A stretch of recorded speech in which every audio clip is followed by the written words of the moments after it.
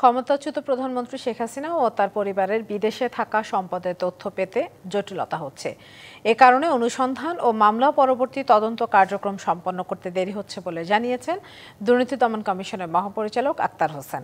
এদিকে দুর্নীতি ও চাঁদাবাজির অভিযোগে কুমিল্লার সাবেক এমপি আবুল কালাম আজাদের বিরুদ্ধে অনুসন্ধান শুরু করেছে দুদক।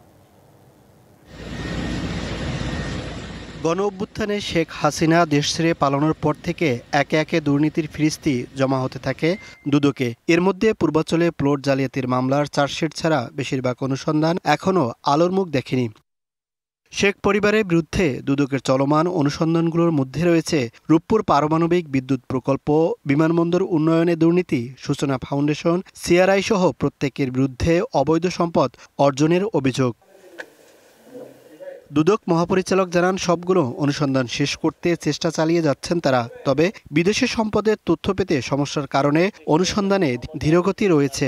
দেশের বাইরে থেকে অনেক তথ্যাদি আমাদের সংগ্রহ করতে হয়, যেগুলিতে আমরা মিউচুয়াল লিগ্যাল অ্যাসিস্ট্যান্স রিকোয়েস্ট পাঠিয়েছি অনেক জায়গা থেকে। এখনও আমরা দালিলিক প্রমাণাদি সংগ্রহ করতে পারিনি বা আমাদের কাছে এখনও সেগুলো এসে পৌঁছায়নি, সেই কারণে কিছুটা সময় লাগছে। এদিকে কুমিল্লা ৪ আসনের সাবেক এমপি আবুল কালাম আজাদ ও হাই স্পিড গ্রুপের পরিচালক ইফতেখার আহমেদ মাসুদের বিরুদ্ধে অনুসন্ধান শুরু করেছে সংস্থাটি। আবুল কালাম আজাদ সাবেক সংসদ সদস্য কুমিল্লা ৪ এবং জনাব ইফতেখার আহমেদ মাসুদ পরিচালক প্রশাসন হাই স্পিড গ্রুপ অফ কোম্পানিজের বিরুদ্ধে অনিয়ম, দুর্নীতি, চাঁদাবাজি ও কমিশন বাণিজ্যের মাধ্যমে অবৈধ সম্পদ অর্জনের অভিযোগের বিষয়ে অনুসন্ধানের সিদ্ধান্ত গৃহীত হয়েছে। তাদের বিরুদ্ধে চাঁদাবাজি, কমিশন বাণিজ্য সহ দুর্নীতির বিস্তর অভিযোগ আনা হয়েছে।